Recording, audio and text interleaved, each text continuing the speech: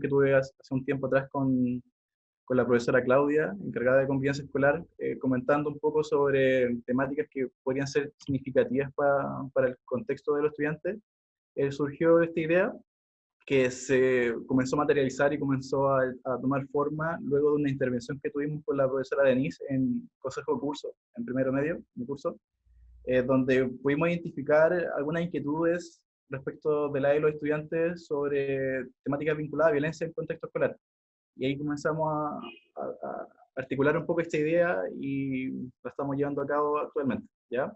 El objetivo entonces, o los objetivos serían conocer definiciones, tipos y características de la violencia de género en contexto escolar y evaluar en sí mismo y en su entorno situaciones problemáticas y o de riesgo relacionadas con situaciones de violencia, identificando redes de apoyo a su vez, ¿ya?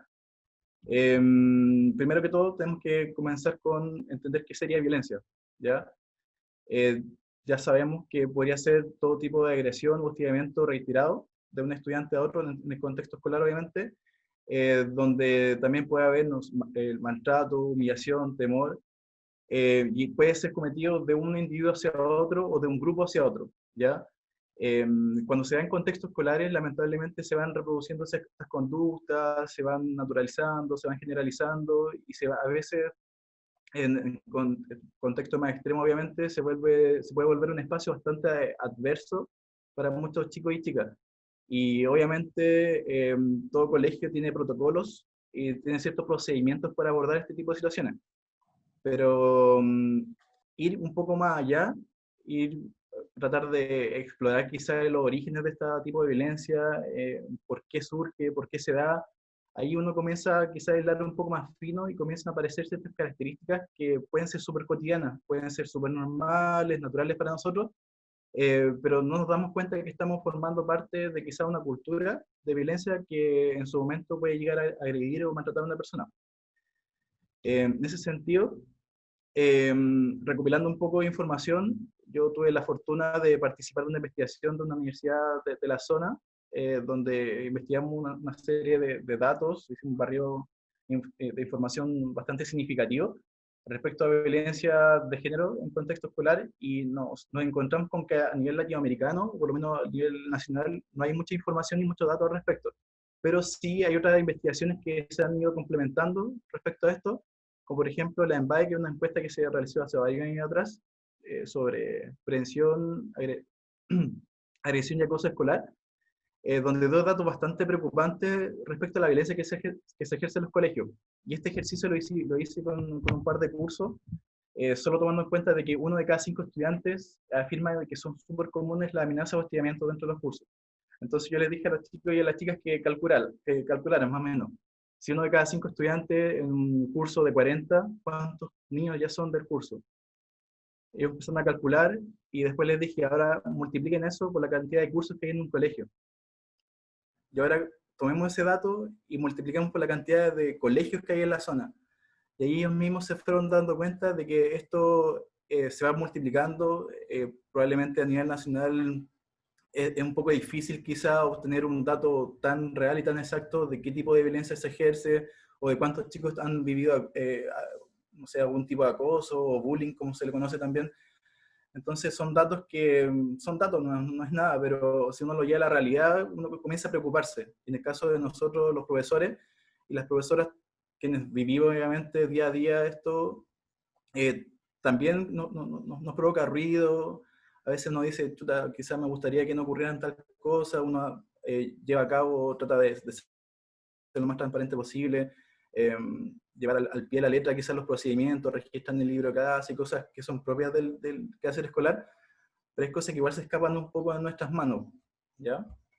Entonces, buscando un poco el origen de los tipos de violencia, esto quizás un poco más técnico, más teórico, pero hay dos autores que son bastante conocidos en este ámbito del concepto de violencia que se ha estudiado por lo menos a nivel mundial, y que identifican dos tipos de violencia que son muy importantes, que están presentes quizás en nuestras prácticas y no nos damos cuenta. Una violencia que es un poco más cultural o estructural, que es del autor Galtung, que habla de aspectos culturales que se utilizan para justificar dar una legitimidad a la violencia, y la otra violencia que es simbólica, de Pierre Bourdieu, que habla de las formas de poder que se ejerce directamente sobre los cuerpos, sobre las personas. Y de aquí uno clasifica o tipifica los tipos de violencia. Por ejemplo, existe la física, psicológica, la violencia sexual, verbal y otras más, ¿ya? Pero ya llegándolo al ámbito un poco más escolar, nosotros vemos que hay algunos tipos de violencia que uno las puede ver, que uno las puede registrar, que uno no necesitamos que alguien nos diga, nosotros lo vemos y lo podemos registrar. No sé, por ejemplo, en el caso de los profesores, tenemos libros de clase y nosotros vemos que un estudiante golpea a otro, podemos registrarlo y queda evidencia de eso. Existen protocolos para abordar esos temas y todo eso. Pero ¿qué pasa con los otros tipos de violencia que uno no ve, que uno no tiene cómo registrarlo? Y ahí es donde está un poco la dificultad del tema. Por ejemplo, hay una violencia que se llama estructural, que tiene que ver más que nada como con la institución, con la sociedad, del contexto del cual vienen los estudiantes. Y otra violencia que es súper peligrosa también, que es la violencia por omisión. Violencia que se da también harto en contextos escolares. Por ejemplo, cuando un chico ve que un niño violea a su compañero y se queda callado y no dice nada. ¿Qué pasa con eso que hay detrás? ¿Por qué se da mucho también eso de que las personas no hacen nada cuando ven algún tipo de violencia? Entonces, esas son parte de estas características que igual es necesario conversarlas, darlas a conocer, tratar de quizás ver cómo poder abordarlas, para dar quizás en parte un poco de solución a muchos de los tipos de violencia que se dan en la escuela. Y otra cosa que también aparece harto dentro de la bibliografía, y me imagino que muchos y muchas lo han escuchado en la actualidad, el tema de las prácticas sexistas. Cuando no se han escuchado por ahí que dicen por una educación no sexista, o se dice que, no sé, que el sexismo quizás puede ser el origen de todo esto, lo vamos a conversar aquí un poquito más adelante, ¿ya? También para poder contextualizar un poco y poder unificar también algunos criterios y algunos conceptos, acá aparece una definición del Programa de las Naciones Unidas para el Desarrollo del concepto de género, que va a ser entendido como una creación social y cultural. Quizás hay que partir en base, o sea, hay que partir por la base de todo esto, porque si uno habla, por ejemplo, de violencia de género en un contexto escolar, probablemente uno dice, ya, un chico cuando le pega a otro, pero puede que detrás de eso haya algo mucho más profundo, que tiene que ver con cuáles son las representaciones que tienen entre ellos mismos, el cómo se ven a sí mismos y cómo ven a los demás. Entonces es súper común, por ejemplo, que digan, ya, los chicos son violentos por naturaleza, los chicos se enojan y se pegan un combo. Pero eso no tendría por qué ser por naturaleza. O que no, las chicas son cagüineras, que la chica le dijo a tal compañera que le gustaba al chico y se enojaron y se agarraron de la mecha. Entonces, a veces uno dice, no, es que puede que sea porque ellos son así. Pero, ¿por qué son así o por qué tendrían que ser así? Esas son algunas de de las interrogantes que nos podríamos plantear, ¿verdad? En ese sentido, tenemos, en esta lógica y entendiendo el género como construcción social, vamos a entender como que, cómo se habla de que los géneros también supone, además de pensar las relaciones que existen entre los hombres y las mujeres, entre los mismos chicos, entre las chicas, entre los chicos y las chicas, entre las chicas y los chicos, ¿ya? Entonces ahí vamos viendo cómo esto se va dando una estructura en las relaciones sociales, ¿ya? Hay una estructura ahí bastante importante de toda esta teoría que articula obviamente el género como construcción social, ¿verdad? Y en ese sentido, un poco ya para categorizar y para darle como, para entender un poco qué hay detrás de todo esto, aquí hay una pequeña imagen de cómo podríamos entender cuáles serían las categorías o cómo nos vamos representando frente a los demás. Y de aquí también se desprende toda esta corriente que obviamente de estos últimos años ha dado harto que hablar, con esta lógica de un poco liberalizar un poco más esta temática, entender la diversidad, porque muchas veces puede que estas agresiones se den en estos contextos de diversidad. Entonces, por ejemplo, entender de que la identidad de género tiene que ver con lo que hay dentro de la mente de una persona, cómo se siente, qué representaciones tiene, qué le gustaría hacer, cómo se ve físicamente. La orientación sexual, ahí como aparece un corazoncito, tiene que ver con qué nos gusta de otra persona o qué esperamos de otra persona. La expresión de género tiene que ver con cómo nos vemos físicamente y el sexo biológico es con qué es lo que nosotros no hacemos, ¿verdad? Y en esta imagen podemos ver ya un poco la categorización y la descripción ya mucho más específica y detallada de cómo esto se va representando. Esta presentación va a quedar a disposición, obviamente, para que lo revisen después, y si alguien necesita material, obviamente me pueden contactar, les puedo hacer llegar toda esta información, ¿ya? Pero como se pueden dar cuenta ahí, esto es de una cartilla que lanza el Ministerio de Educación, Educación para la Igualdad de Género, un plan del entre 2015 y 2018, que obviamente se ha ido actualizando un poco, para ir discutiendo y levantando esta información, obviamente, a las comunidades educativas, ¿ya? Pero entrando ya a lo que es violencia de género propiamente tal, podemos definirla como cualquier violencia ejercida contra una persona en función de su identidad o condición de género. Pensando en lo que vimos en las imágenes anteriores, el cómo nosotros nos representamos va a definir de manera significativa en qué efecto provocamos a las otras personas, ¿ya? Por ejemplo, pensando en un ejemplo de un contexto de un curso, dos chicos por un tema de partido de fútbol, que a veces se da bastante dentro de la aula, que le gusta un equipo y se enoja con el otro que no le gusta el equipo, quizá hay un tema de género y de representación de su masculinidad frente al otro compañero. Y eso a veces en situaciones cotidianas, normales, uno dice, que fue por un partido de fútbol. Pero puede que no, pues, puede que de verdad haya una concepción un poco más compleja detrás, que a veces cuesta un poco ir visibilizando. Y cuando esto se vuelve complejo, es como lo que aparece en esta imagen, es que todo aquello que no es visible va estructurando todo aquello que podría ser eventualmente visible. Entonces, por ejemplo, como aparece abajo, en la parte más abajo, dice micromachismo, anulación, lenguaje sexista, son cosas que son formas de ejercer violencia que son sutiles, que se pueden dar día a día, se pueden dar súper normal, puede ser un humor, como ahí aparece un humor sexista, una talla que le hizo un compañero a una compañera, pero que eso en su momento, cuando se va naturalizando, porque cuando ellos crezcan, ya sea tan parte de su vida normal, que llega un momento en culpabilizar, en ignorar, en humillar, en desvalorizar. Y pensando en el peor de los casos, eso en algún momento podría pasar algún tipo de violencia visible, como en las que aparece ahí. Sería amenazar, gritar, algún tipo de abuso, algún tipo de agresión. Entonces, creo que, o sea, lo que hemos conversado igual obviamente con el equipo, es que es necesario que tengamos conciencia de aquello, que los estudiantes que están presentes o apoderados tengan la claridad de que existen estas cosas, de que es momento de hablarlas, hay espacios para hablarlas, y obviamente hay también protocolos y ciertos contextos en los cuales se puede transparentar esto y se puede dar a la luz, porque estamos viendo obviamente casos que se lamentan año tras año, por ejemplo, con el tema de los femicidios, que obviamente son casos extremos, pero antes de un femicidio hubo algún tipo de agresión verbal, algún tipo de agresión psicológica. Y probablemente antes de esa agresión verbal o psicológica hubo algún tipo de broma que se naturalizó en el inicio del pololeo, y que, claro, se nos va un poco más atrás, va a comenzar a ver estos orígenes, ¿ya? Otro aspecto importante también es la violencia en el pololeo que se da dentro de las escuelas. Es normal, es muy común, propio de este proceso del desarrollo de la y los chicos, que la adolescencia obviamente se gusten, comiencen a explorar su vida sexual y afectiva, que obviamente en el contexto obviamente sería siempre ideal que estuviese mediado por adultos y todo este contexto educativo, ¿verdad? Pero hay cosas que a los adultos se nos escapan de las manos y que tienen que ver también con toda esta cultura que se da.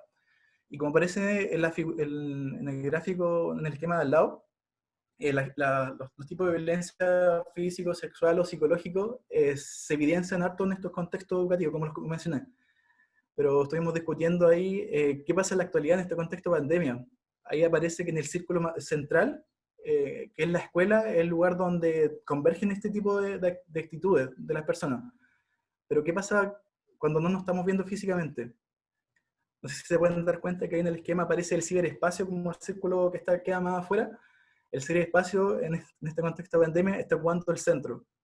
Entonces hay cosas que nosotros no podemos controlar, no podemos ver, que probablemente exista algún tipo de agresión en el contexto escolar, que se está dando por interno, se esté dando en un mensaje de WhatsApp, se esté dando en alguna publicación de Instagram, en algún comentario, en algún mensaje por interno, y nosotros no lo sabemos. Y creo que la única forma que nosotros podemos tener constancia de esto es la denuncia. Lamentablemente, la única forma de nosotros poder identificar algún tipo de violencia o poder atajarlo, ya sean nosotros como profesores jefe o los profesores y profesoras del equipo de convivencia, eh, en algún momento podríamos tener acceso a esa información y poder hacer algo al respecto, porque obviamente es parte de nuestro perfil profesional, ¿verdad? Y como es ahí también tiene que ver con cómo subyace dentro de la escuela esta autoridad de roles que se esperan de cada género y que se van reforzando estos estereotipos y estas desigualdades, que probablemente en este contexto virtual no se evidencie tanto, pero no lo sabemos. Esa es una de las grandes dificultades, que no sabemos qué ocurre realmente en este mundo, este ciberespacio, ¿verdad? Se da harto también en este contexto de violencia en el pololeo, en la adolescencia, es que los chicos y las chicas se contactan con personas de distintos puntos, de distintos lugares, ¿verdad? Y ya se ha hablado, me imagino, otras veces, o se ha discutido en ciertos espacios, lo peligroso y las dificultades que se pueden presentar en este contexto virtual. Eh, a veces no sabemos si detrás de un mensaje de una persona puede haber un adulto, y eso me imagino que igual se ha discutido en algún momento. No sabemos cuáles son las intenciones que está de la otra persona atrás de la pantalla, no sabemos a veces si las publicaciones son realmente de la persona que corresponde. Eh, se va complejizando y que esperamos obviamente que esta presentación sea un punto de partida para poder levantar la discusión y también crear conciencia obviamente en la comunidad, ¿ya? Respecto también a lo que es violencia en el pololeo, aquí aparece un violentómetro, son una serie de fichas que igual se han tratado de compartir harto en redes sociales, que tienen que ver con a qué tipo de violencia yo me puedo ver enfrentado y a qué tipo de violencia yo podría aceptar. Entonces aparece ahí del color más claro, del amarillo, a un color más rojizo oscuro, cómo va escalando los niveles de violencia. Entonces, si vemos que alguien nos está chantajeando, nos engaña, nos ignora, nos cela, obviamente algo bastante fuerte, pero ¿a qué punto están dispuestos o estaríamos dispuestos a aceptar? Y obviamente, como lo comenté anteriormente, todo esto que tiene que ver con esta violencia que se va generando culturalmente, que va siempre va escalando. Si una persona en algún momento nos gritó, es muy probable que nos vuelva a gritar. Si alguna persona en algún momento nos empujó, nos levantó la mano, es muy probable que después va a volver a hacerlo. Entonces, si uno no comunica las cosas, no las conversa y no denuncia en su momento, esto puede escalar, obviamente, a algo mucho más complejo, ¿ya? Volviendo también a un tema conceptual, como lo comenté en su momento, se ha discutido harto sobre el origen de todo esto y muchos dicen que es el sexismo. Y si lo escuchan por ahí, quizás les puede servir como para definirlo también. El sexismo se refiere al sesgo que existe entre los géneros, a la diferencia. Por ejemplo, sexismo es decir que los hombres son mejor que las mujeres. Algo tan simple como eso. Eso sería un sexismo. Sexismo es decir que alguien es mejor que otro, o es decir que dos personas son totalmente diferentes. Sabiendo que no es cierto, sabiendo que tanto la profesora Denise como yo estamos capacitados para levantar cualquier tipo de discusión, y no porque yo esté hablando yo voy a tener más conocimiento que ella, simplemente es por un tema de coordinación, ¿ya? Lo importante de esto es poder entender de que la diferencia que se puede ejercer entre una persona y otra puede eventualmente marcar algún tipo de violencia, ¿ya? Por ejemplo, que estamos hablando del pololeo de la adolescencia, si dos chicos, un chico y una chica, son pololos, decir que alguno de ellos es mejor que el otro en algún aspecto, puede que sea una broma, puede que le diga, no, que tú eres más débil, no corres tan rápido como yo. Pero puede que no, puede que la chica de verdad corra más rápido que el chico. Uno no puede naturalizar ese tipo de cosas, ni siquiera en broma, porque puede que no sean reales. Y quizás detrás de eso hay una concepción sobre algo que no debería por qué naturalizarlo, ¿verdad? Y como dice ahí una cita de un autor, Gasteiz, dice: la violencia de género es la máxima consecuencia de un sistema basado en el sexismo y la desigualdad entre hombres y mujeres.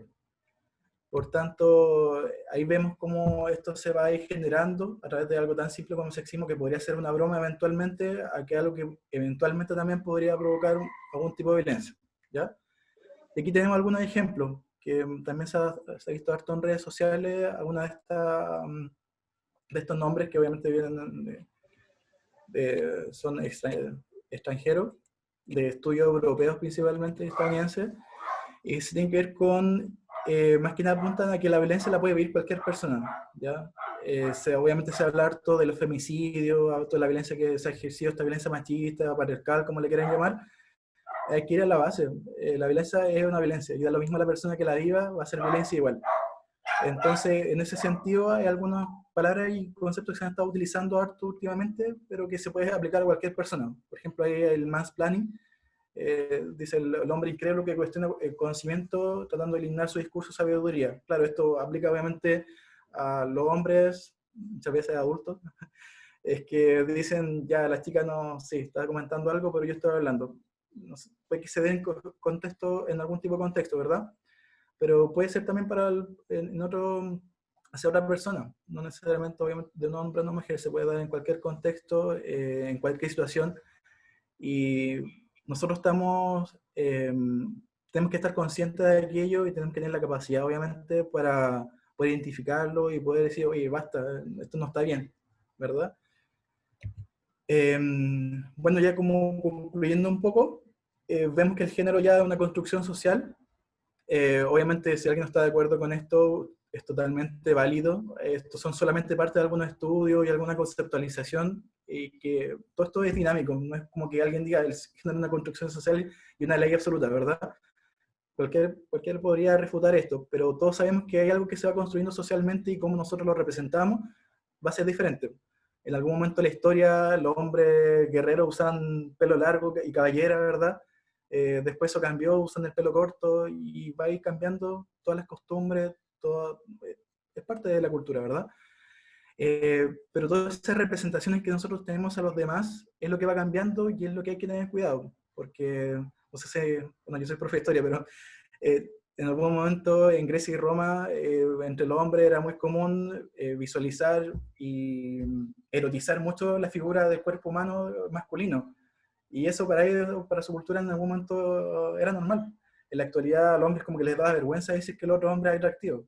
Entonces hay un cambio cultural bastante interesante y que es importante igual tenerlo claro, ¿verdad?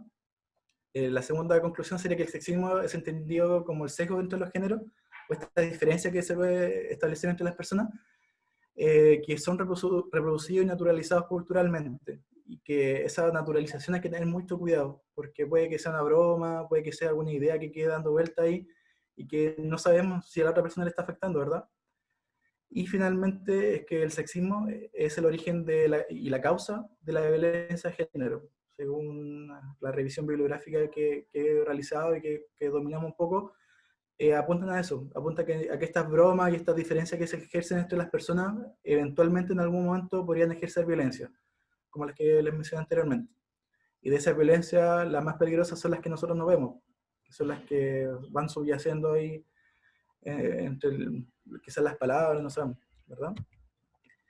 Y esto es importante a lo que queremos apuntar, y obviamente el equipo de Convivencia está ahí trabajando constantemente, que tiene que ver con las redes de apoyo.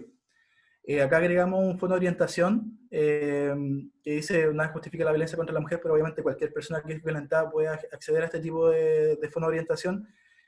Y además estamos, eh, o sea, sabemos que existen otras instancias. Quizá sería importante decir que algún estudiante está en alguna situación de estas de violencia. Obviamente están los canales abiertos para comunicarse con nosotros y específicamente el equipo de convivencia para que ellos puedan derivar en su momento y puedan darle las orientaciones que correspondan, ¿verdad? Y eso, ahí creo que podríamos dar el paso ahí a las dudas, Súper. comentarios, algo. Tenemos varias preguntas por interno y otras que se han dado por el chat, profesor. Primero creo que contextualizar de que la violencia en el contexto escolar tiene que ver también con la adolescencia. Adolescencia significa adolecer. Esta etapa en sí, aprovechando que hay muchos apoderados también conectados, esta etapa de la adolescencia se llama así porque el adolecer significa un periodo muy intenso, en el cual la adolescencia toma todo de una forma potencial, mucho más fuerte de lo normal. Por lo tanto, es súper importante que nosotros como apoderados, como adultos cuidadores, podamos encauzar al alumno o al adolescente en que bajar un poco el nivel y mantener el equilibrio, que es difícil, por todo un desorden. Puede venir desde el desorden hormonal, desde el desorden, desde el crecimiento personal, del crecimiento de las ideas, cognitivamente, etcétera. Por eso siempre es importante estar pendientes y que el adolescente sepa que es una etapa que es normal. Todos la hemos pasado, todos aquellos que ya somos adultos pasamos la etapa de la adolescencia, el adolecer, y lo más importante es que este adolecer sea lo más tranquilo posible, sabiendo cuál es el autocuidado. Y es por eso que estamos haciendo estas charlas de conferencia, es llamar al autocuidado. Voy a reforzar también las redes de apoyo. La idea del equipo de convivencia escolar es que si alguien se encuentra en alguna situación de riesgo, escribir o comunicarse con la encargada de convivencia escolar, al profesor jefe o una persona adulta, siempre estamos para ustedes. Y lo otro es el Fondo de Orientación del Gobierno, que es el 1455, que es un número 24/7, en el cual usted puede llamar si se siente violentado o si siente que hay alguien que puede, cómo usted podría ayudar. Este es un teléfono para todos. Para todos significa, nada justifica la violencia contra la mujer, pero es porque en los porcentajes de violencia en Chile son mayoritariamente mujeres, pero lo cual no significa que el hombre no tenga violencia. Por lo tanto, este número también sirve para los varones, hombres. ¿Ya? Una pregunta, profesor, es así. ¿El machismo es o no violencia y por qué? Sí. A ver, voy a volver un poquito de la presentación atrás. Cuando uno contextualiza y conceptualiza todo este proceso y trata de volver a los orígenes de esto, no sé si han escuchado, o sea, se ha dado harto la discusión también esto del patriarcado, del machismo, y todo este movimiento feminista que se dio harto durante los últimos 2 años en el país, ha tratado de levantar esta discusión, ¿verdad? Y claro, el machismo es un tipo de violencia, pero no es como, por ejemplo, la categorización que aparece acá, de hecho la que aparece aquí, es lo que uno puede ver, por así decirlo, lo que uno puede en su momento llevar a la práctica. Pero el machismo en sí, hay distintas definiciones, distintas concepciones, pero tendría que apuntar principalmente a poner al hombre por sobre el género femenino, ¿verdad? El género masculino por sobre el femenino. Entonces, claro, obviamente que podría eventualmente ser un tipo de violencia por sobre el solo hecho de generar esta diferencia entre uno y el otro. Pero claro, si uno lo va al tema más práctico, ahí uno no hablaría de machismo, sino que hablaría de sexismo, porque sexismo se refiere a poner un género por sobre el otro. Machismo, claro, es algo que se ha compartido más y se ha discutido harto últimamente, pero obvio que sí, podría ser violento en cualquier contexto. Profesor, en relación a la diapositiva que está, porque también hay otras preguntas, por ejemplo, que la indiferencia es un tipo de violencia, así es, como explicaba bien el profesor, hay diferentes tipos de violencia, la que se evidencia, la que podemos ver, que es la física, psicológica y la estructural o emisión, es importante también la violencia psicológica. Sí. Por ejemplo, también la mujer muchas veces ejerce manipulación en el hombre y es algo psicológico. Por lo tanto, como han dicho, la violencia es de ambos, tanto mujer, tanto hombre, porque eh, la física también puede ser, la psicológica, la sexual y la verbal. Ahora, quiero también entrar un poco en la estructura de la omisión, en la cual en el colegio yo me puedo estar dando cuenta de que hay un tipo de violencia y yo guardo silencio. Al yo guardar silencio también estoy haciendo un tipo de violencia, ¿ya?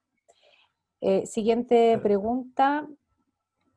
¿Es posible que haya violencia de género de mujeres a hombres o es solo de los hombres a las mujeres?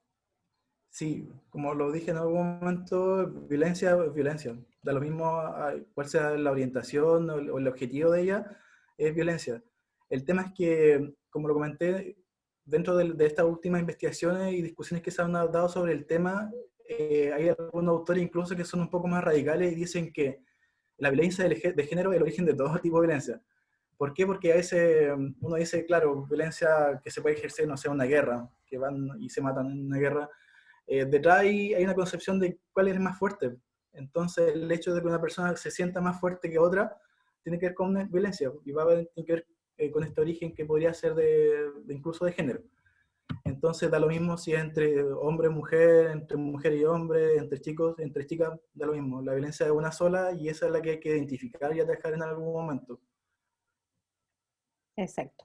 La siguiente pregunta que la puedo responder yo, profesor, ¿cómo me puedo defender de la violencia hacia mí, en mi casa o en mi entorno? Lo primero es buscar ayuda. Esa ayuda está, como lo hemos dicho, puede ser el fono orientación que da el gobierno o pueden ustedes contactarse con los canales de ayuda del colegio. El mail que es apoyoconvivencia.diegovelázquez@gmail.com. Estamos todo el equipo de convivencia escolar pendientes de las derivaciones o de algún tema en específico, en la cual siempre está abierto para poder atender a las necesidades. De esa forma nosotros podemos guiarlos de mejor forma para que puedan ser vistos por el psicólogo o por la orientadora o por el equipo de convivencia escolar en general. ¿Ya? Claro. La otra pregunta. ¿Por qué, profesor, hay quienes aguantan situaciones de violencia si saben que es malo? Uy, eso también es súper interesante. Hay algunas investigaciones también que se basan harto en identificar cuál es el perfil de la víctima. Y otras que se enfocan en identificar cuál es el perfil del victimario. Quizás todas estas que les presenté acá igual apuntan harto a la persona que ejerce violencia, ¿verdad? Que quizás entender por qué es violento, por qué hace, ya. Pero también igual es importante también entender de por qué hay personas que aceptan la violencia. Y como lo comenté, ahí muchas personas naturalizan ciertas prácticas.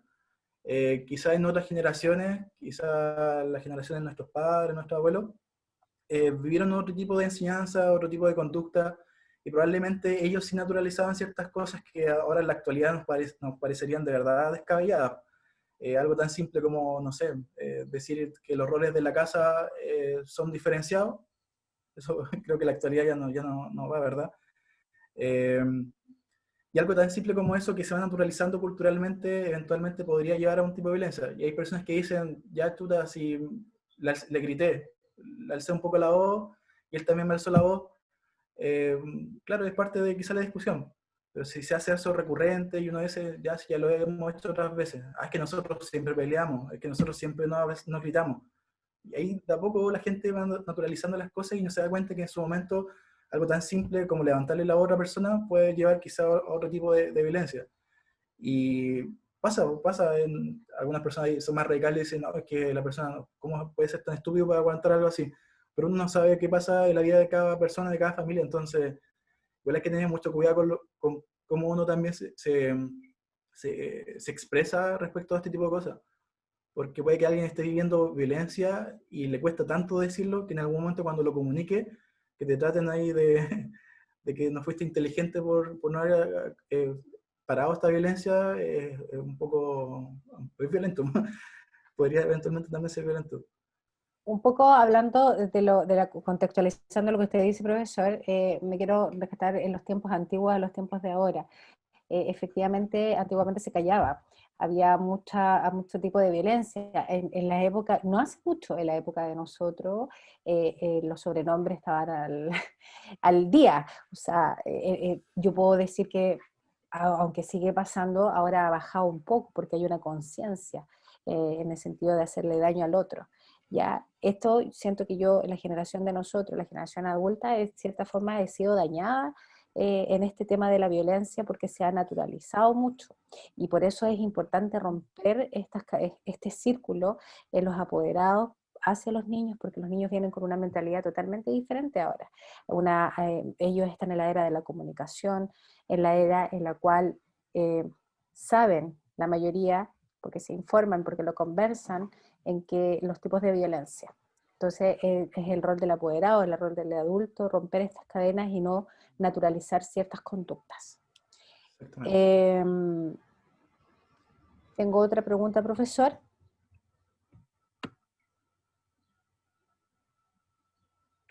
Dice, el hecho de que en algunas profesiones a los hombres les pagan más que a las mujeres por el mismo trabajo, al fin y al cabo, ¿es machismo o sexismo? Uy, buena pregunta. Buena pregunta. Es sexismo. Sexismo porque yo me voy a basar como lo que dice la teoría más que nada, por el concepto que se está apropiando, se está utilizando harto en la actualidad.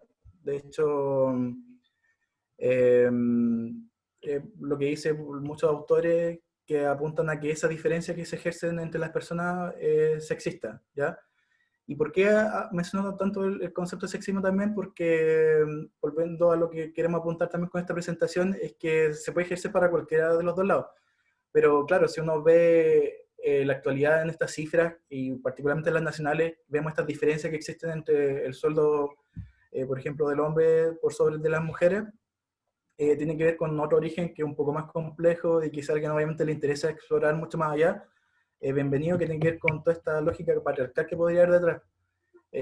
Para quienes crean en ese concepto, ahí está el origen y la respuesta. Y para quienes no crean en ese concepto, también le invitamos a que busquen el origen, porque algún origen tiene. O sea, para mí es descabellado ver que dos personas realizando el mismo trabajo, por así decirlo, tengan un sueldo diferente y que los argumentos que se han transparentado para justificar esa diferencia, la verdad es que lo encuentro totalmente descabellado.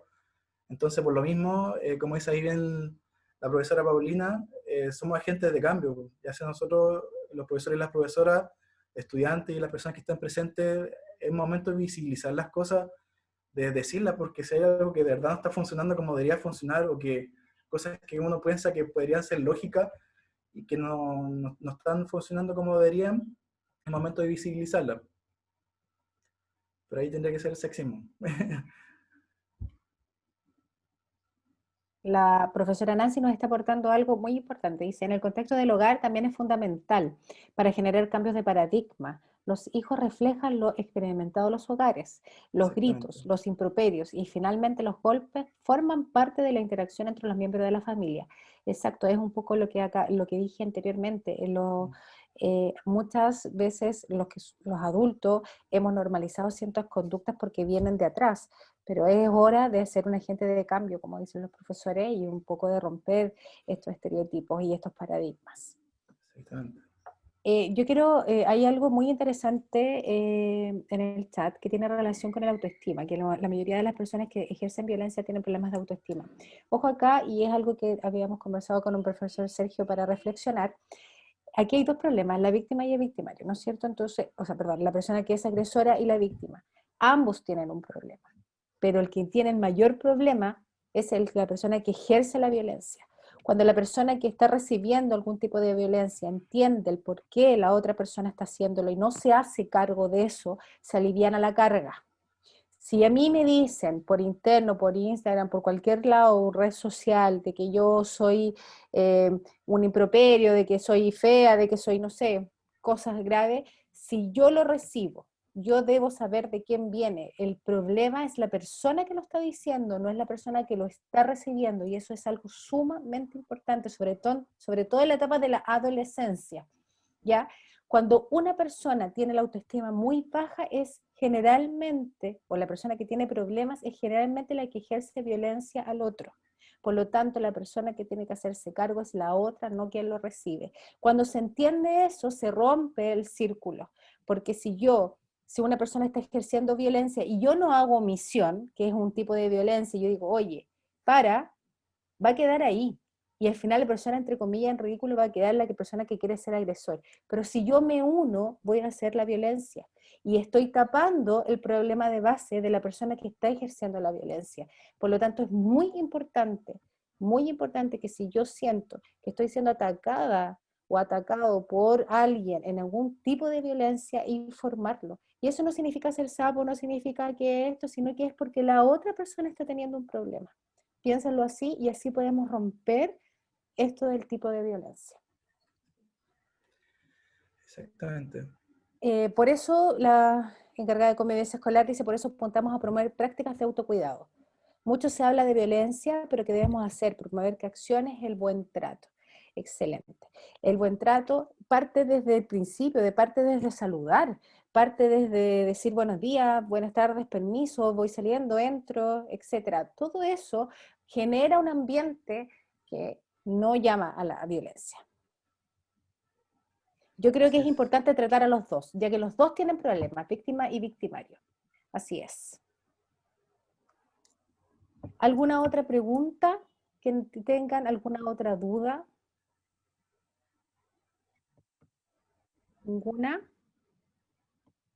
Quiero felicitar a todos los apoderados presentes.